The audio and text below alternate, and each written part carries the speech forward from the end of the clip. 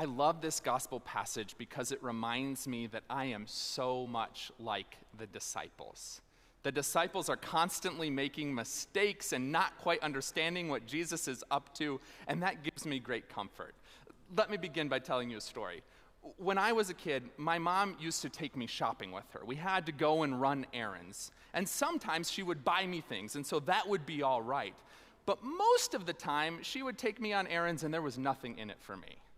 In particular, when she would take me to the department store.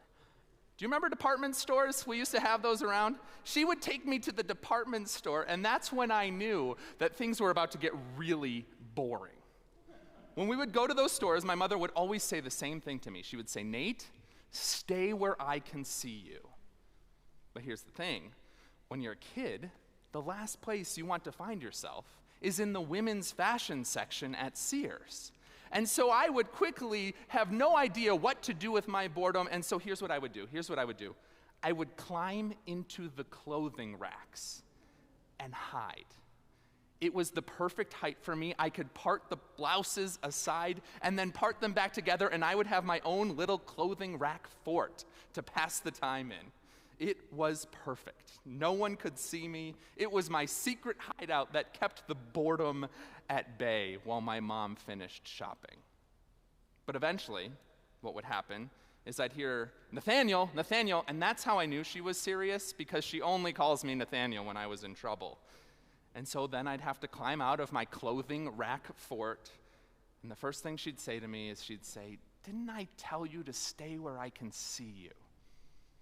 This happened nearly every time we went to the department store. My mother would say, "Stay where I can see you," and instead I'd build a fort where it was impossible for me to be seen. As I think back on all this behavior, I can't help but laugh, because there's really a universal human truth kind of buried within my actions there. You see, I wasn't listening to what my mother had said. I was just doing whatever I thought was best at that time, what I wanted to do. My actions were all about me, me, me, me. Do you have a story like this yourself? Probably not even something from when you were a child either, but a moment in your life where you were told to do something, where you knew what was the best thing for you, and you ignored those instructions and those ideas, and instead just did whatever you felt like. 9 times out of 10, when we act like this, it's because we're uncomfortable or afraid. There's some sort of insecurity inside, some sort of fear that causes us to try and take control and force it to be our way. It's a defense mechanism. When we're afraid or uncomfortable or maybe just bored, we hide those emotions aside with our own ego. That's exactly what I did at Sears. I was bored. I didn't like how that felt. And so I ignored my mother's instructions and did what I wanted to do.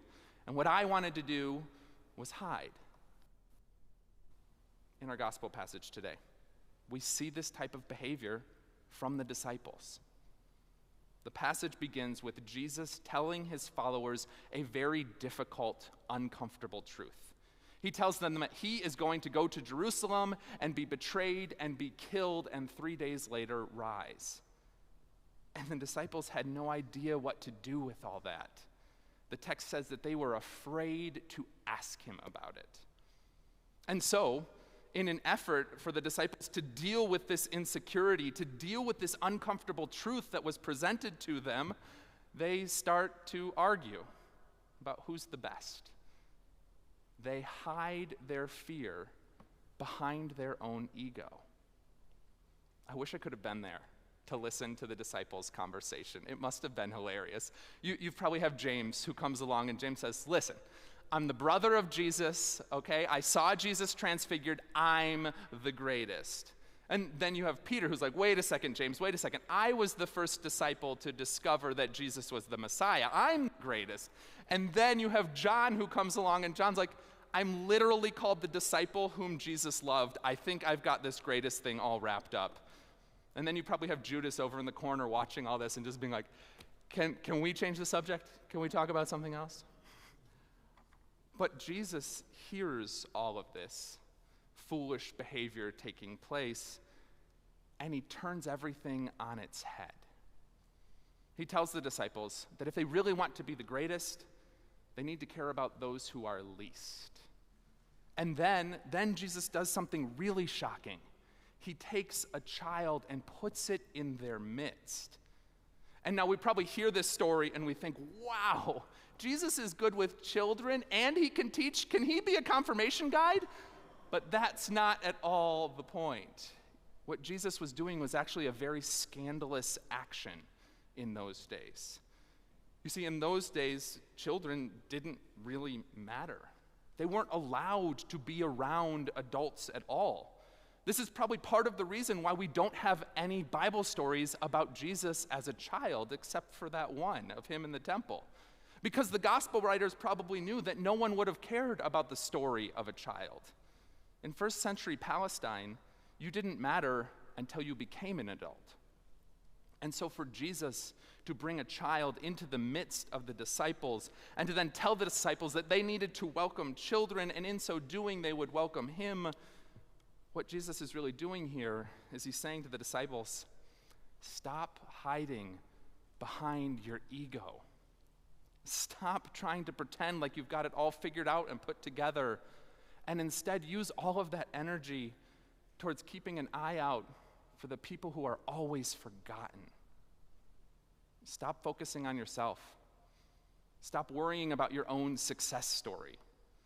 If you're going to be my disciple, Jesus says, you need to be looking out for those who are considered the least.